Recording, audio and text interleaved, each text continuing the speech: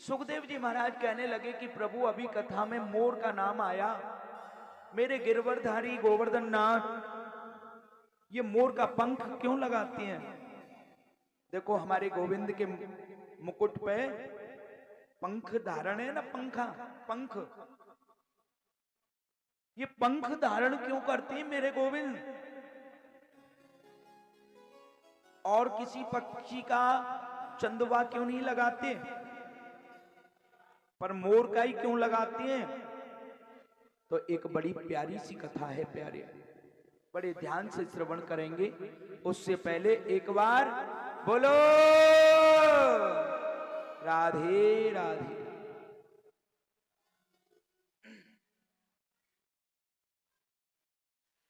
क्योंकि तर्क तो लोग बहुत लगा देते हैं प्यारे। सुखदेव जी महाराज कहने लगे कि राजन, हे परीक्षित, पर लगाने वाले और तर्क लगाने वाले तो बहुत हैं, पर लेकिन ब्रह्मा जी की लिखी हुई, गणेश जी की लिखी हुई श्रीमद् भागवत कथा में जो वर्णित है, एक बार पूर्व जन्म की कथा प्यारे। एक बार क्या हुआ, धर्मध्वज का पुत्र था, बड़ा ही गुणी और धर्मवान, उसका नाम था धर्मवीर। क्या नाम था? किसने सुना? हाथ उठाओ जरा एक बार, सुना? तो धर्मध्वज विपन एक बारा घूमत फिरत विपिन एक बारा, घूमत फिरत विपिन एक बारा, घूमत फिरत विपिन एक बारा, घूमत फिरत विपिन एक बारा, घूमत फिरत विपिन एक बारा, घूमत फिरत विपिन एक बारा। क्या नाम था अभी बताया बच्चे का? धर्मवीर। घोड़े पे सवार होकर के जंगल में गए, घूमते फिरते हुए जंगल में, और जब कथा अच्छी लगा करे ना मेरी मैयाओ, तो हमारे पुरस्कार में, हमारी इनाम में ताली बजाया करो जब अच्छी लगती है, तो ताकि हमें मालूम पड़े कि हाँ अच्छी लग रही है। जैसे भोले बाबा ने मैया गौराते कही कि हुंकारे भरा करो, और जब अच्छी ना लगे तो बिल्कुल मत बजाया करो, ये ध्यान रखना आगे। तो प्यारे, घूमते फिरते हुए राजकुमार जंगल में एक मैया का मंदिर नजर आयो। जैसे हमारे परीक्षित जी ने मंदिर में मैया को मंदिर बनायो,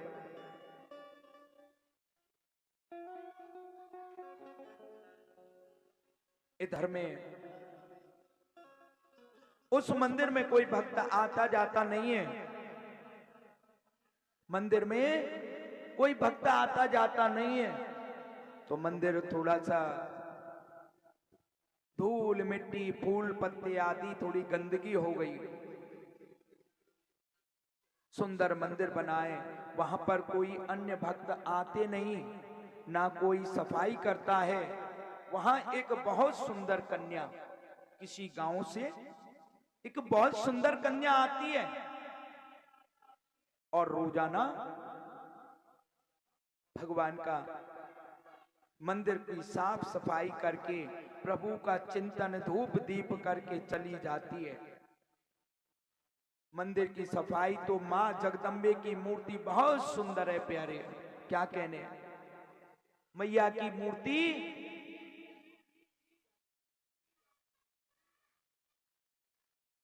मैया की बहुत सुंदर प्रतिमा है प्यारे। जैसी कि माता रानी साक्षात बात कर रही हैं,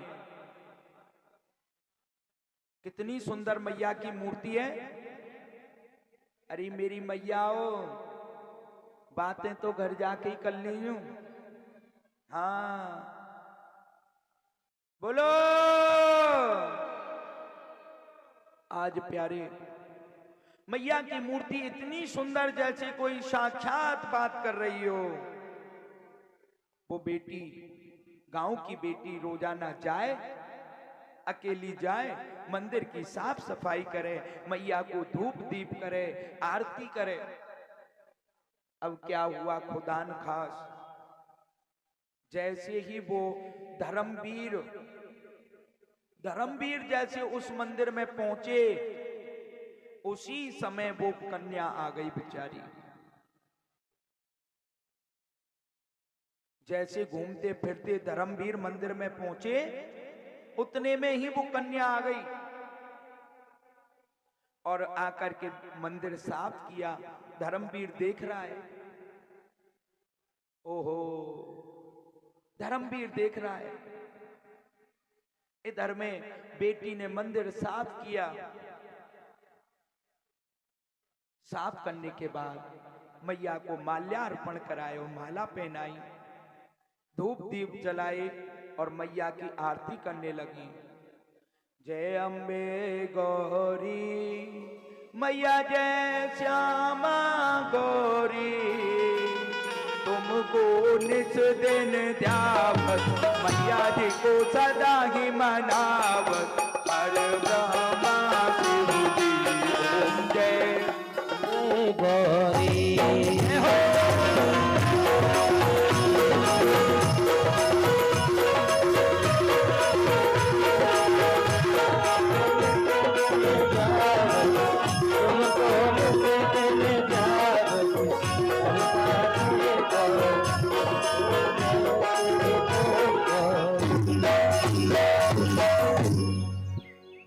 क्या बोला?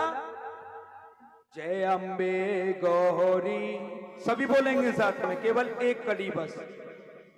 जय अम्बे गौरी मैया, जय श्यामा गौरी, तुमको निस दिन ध्यावत, मैया जी को सदा ही मनावत, हर ब्रह्मा शिव जी ओम जय अम्बे गौरी। अब तो परीक्षित जी महाराज बैठ जाएं, क्योंकि ये कथा बहुत प्यारी चल रही है, मनोवृत्ति को बदलेगी। इधर में मैया का मंदिर बड़ा सुंदर और बेटी मैया की पूजा कर रही है और मैया से क्या मांग रही है कि मैया अभी मैं कुंवारी हूं, तुम्हारी अगर शुभ भाव हो जाए तो मुझे राजकुमार मिल जाए सुंदर। बेटी गई, निकल गई। चंद्रमुख को देख करके धर्मवीर प्रफुल्लित हो गया और अंदर ही अंदर मैया को आकर के फिर धूप दीप करने लगा और मैया से कहने लगा, जय अम्बे गौरी मैया, जय श्यामा गौरी, तुमको निस दिन ध्यावत, तुमको निस दिन ध्यावत, हर ब्रह्मा शिव जी जय अम्बे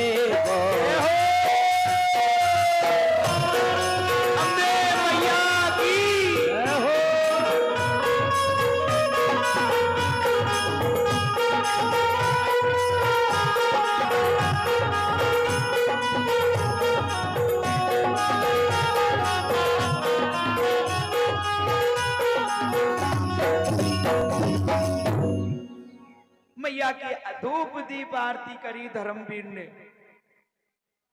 जो धर्म ध्वज का बेटा।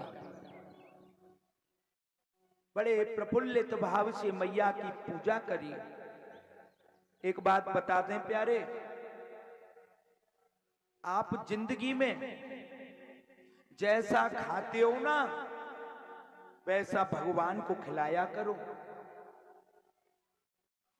जैसा पहनते हो वैसा प्रभु को पहनाओ, पर लेकिन खुद तो पहने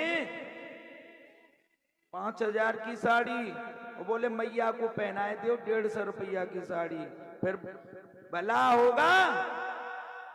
आप बताओ कैसे भला होगा?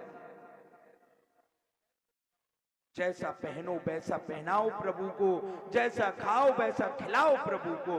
हाँ इतना है, आप रोजाना नहीं खिला सकते, महीने में खिलाओ, 4 महीने में खिलाओ, साल में खिलाओ, 2 साल में खिलाओ, 10 साल में खिलाओ, पर लेकिन मैया को जैसा, प्रभु को जैसा खाओ वैसा खिलाओ, जैसा पहनो वैसा पहनाओ।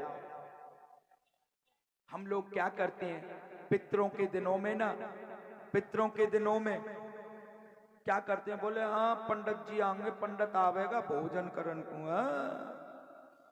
बोले ले आओ 50 रुपए मीटर का कुर्ता। तेरा भला हो, तू खुद पहन के तो देख ले भाई। जब हम खुद नहीं पहन सकते तो वो बेचारा पंडित जी कैसे पहनेगा।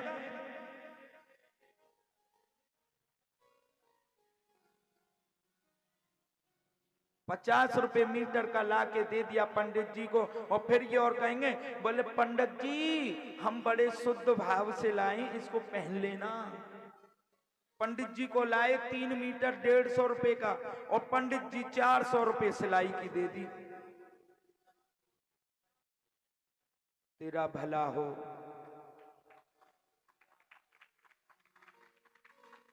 नहीं प्यारे, आप बेशक साल में पहनाओ गुरु ब्राह्मण को अपने पूर्वजों के नाम का, पर लेकिन ऐसा पहनाओ जो हम स्वयं पहनते हों। जब वो पहनेगा कोई गुरु ब्राह्मण, बोले महाराज हमने पूर्वजों की पूजा करी, कोई लाभ ना भयो, हमने पहरामनी कराई। भला कैसे होगा, पंडित जी ने तो पहने ही ना आए, वो ले जाके गौशाला में दे आए। जब वो पंडित जी उस चीज का उपभोग करेंगे तभी तो तुम्हारे पूर्वजों को पुण्य मिलेगा।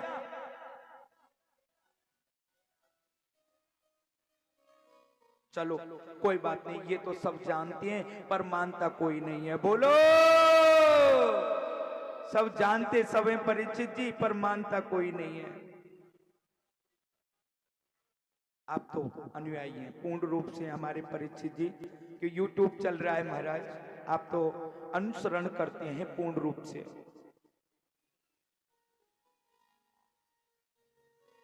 और सभी भक्त हमारे परीक्षित जी को यही आशीर्वाद दें कि ये परिवार खूब फले फूले आनंद करे। वैसे प्रभु की सर्वांग आशीर्वाद है, खूब जोड़े बने रहें। चलो भैया ये भी देखो। अब ये बताओ मैया, ये कौन कौन चाहती है कि हमारा ये परिवार हर साल ऐसे ही कराता रहे? अगर थोड़ा लेनो पड़ जाए तो दोगे आप? और क्या बात है, सब तैयार हैं तन से, मन से, धन से। तो बोलो। चलो ये हमारी लालच भरी बात हो जाएगी, हम यूट्यूब पे ये नहीं बोल सकते। बाकी देखो हमारा तो गुरु गद्दी पर बैठ करके यही भाव है। सत्य बता दें आपको कि हमारा परिवार, जिस परिवार के माध्यम से आज हम प्रशांत गर्ग, अनुज भ्राता प्रशांत अग्रवाल जी, नरेश अग्रवाल जी के माध्यम से हम यहां तक आए, इनको खूब यश कीर्ति और सम्मान, इनका खूब परिवार फले फूले और सर्वांग आनंद करता रहे। अब ये बताओ मैया, कथा कहां चल रही थी, कोई बताएगा? एक बच्चे से पूछा एक बार हमने कथा में ऐसे ही परीक्षित जी महाराज, तो बच्चे तुरंत हाथ उठा के बोले महाराज हमारे यहाँ प्लाट में चल रही थी। देखिए, जो धर्मवीर नाम का राजा का बेटा है, उसने प्रण ले लिया। कितनी मोहिनी ये लड़की है कि हे मैया, यदि इसके साथ मेरा विवाह हो गया तो मैं विवाह होते ही मैं अपना शीश तेरे चरणों में चढ़ा दूंगा। बड़े ध्यान से सुनेंगे, दिल की इंद्रियों को खोल देगी ये कथा कि मैया इसके साथ यदि मेरा विवाह हो गया तो मैं अपने शीश को तेरे चरणों में अर्पण कर दूंगा उसी दिन। अब तो प्यारे हुआ क्या, कुछ समय बाद उसी दिन राजन धर्मवीर अपने घर पे गए और मैया ने वो मनोकामना सुन ली। बेटी वाले उसी लड़की के घर वाले और राजा के घर रिश्ता लेकर के आ गए।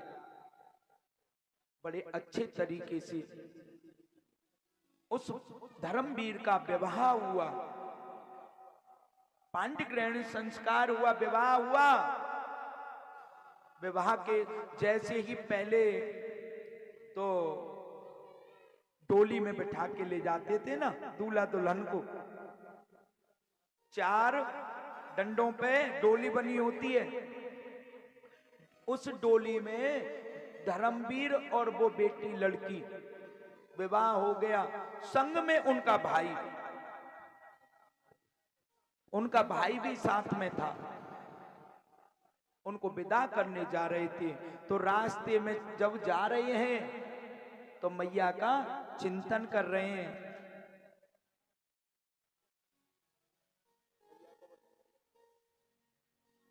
माता का चिंतन करने लगे और प्रफुल्लित भाव से मां को याद करने लगे। जब चलते चलते चलते चलते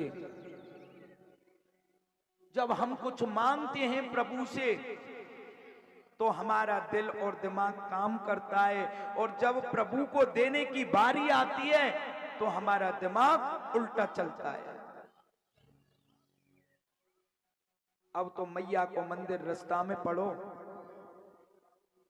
थोड़ा सा धर्मवीर ने उसको इग्नोर किया।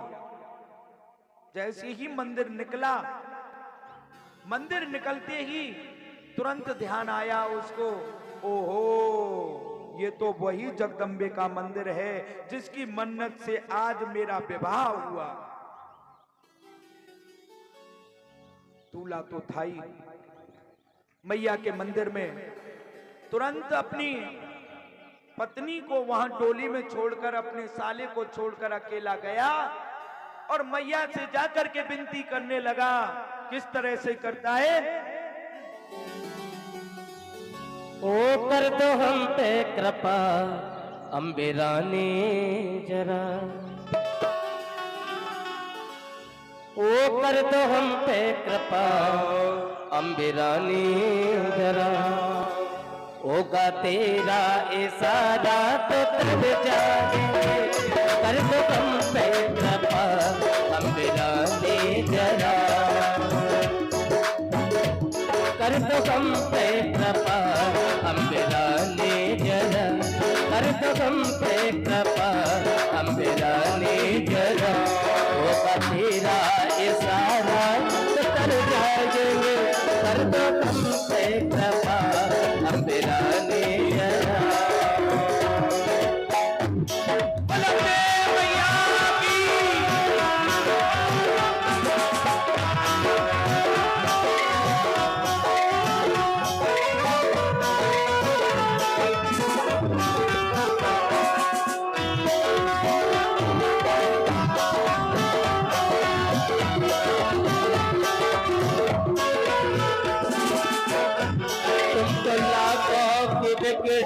बनाती हो माँ, भूल भटके और रास्ता दिखाती हो माँ,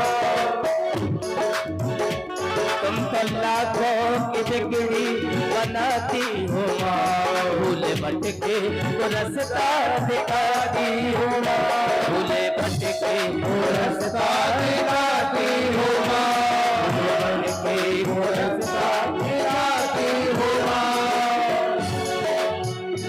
तूने ठुकरा दिया तो अगर मेरी माँ, तूने ठुकरा दिया तो अगर मेरी माँ, मेरी माला के मोती कर जाएंगे, मेरी माला के मोती कर जाएंगे, कर दो हम पे कृपा अम्बे रानी जरा, कर दो हम पे कृपा अम्बे रानी जरा।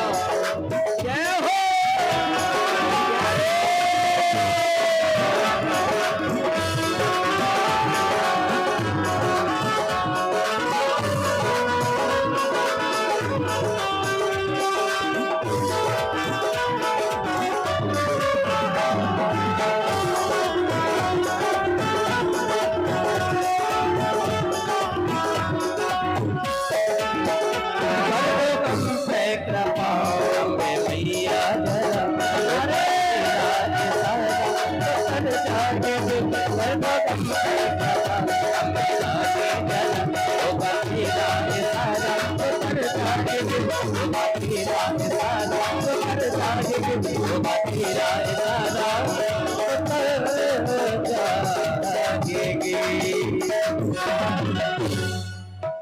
जगत जननी मैया की जय हो। अब तो थोड़े दूर डोली, और डोली से धर्मवीर उतर के मंदिर में गया और मैया की विनती करी कि माँ आज तेरे आशीर्वाद से मेरी मन्नत पूरी हो गई। फिर मन में घबराया कि मैया से मन्नत तो मांग ली, विवाह भी हो गया, मैं तो इसके साथ में 2, 4, 6 दिन 10, 20 दिन महीने 2 महीने भी नहीं रहा, तो इस विवाह का क्या लाभ हुआ। अब तो घबरा गया, धर्मवीर घबरा गया और मैया के गेट से दूर दूर चला गया। मैया रुष्ट हो गई, लाल आंखें हो गई कि देख तूने मांगा मैंने पूरा किया, और जो तूने करना था वो तू दूर भाग रहा है।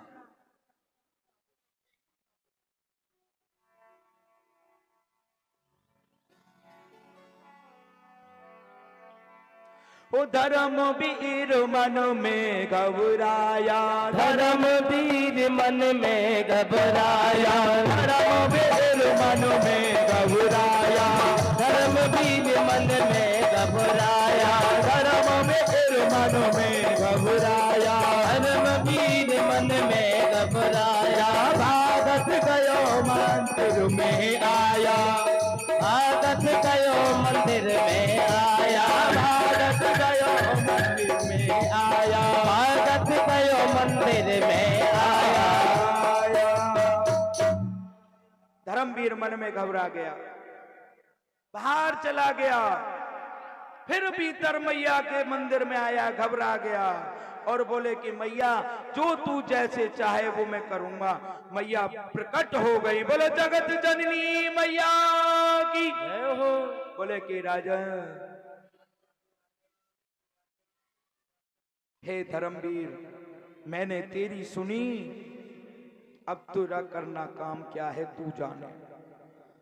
दूल्हा पे कटार होती है, कटार दूल्हा। अरे मैयाओ, जब दूल्हा दरवाजे पे विवाह करने आता है तो कटार लाता है ना, तलवार या कटार।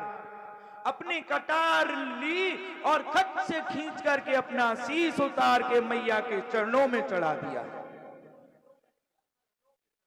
मैया के चरणों में जब चढ़ा दिया, भैया थोड़ी शांति का दान देंगे। बोलो जगत जननी मैया की जय हो। बोलो। अपना शीश उतार करके मैया के चरणों में चढ़ा दिया और खूनों की धार मैया के चरणों से लेके मंदिर के बाहर तक धार बह गई।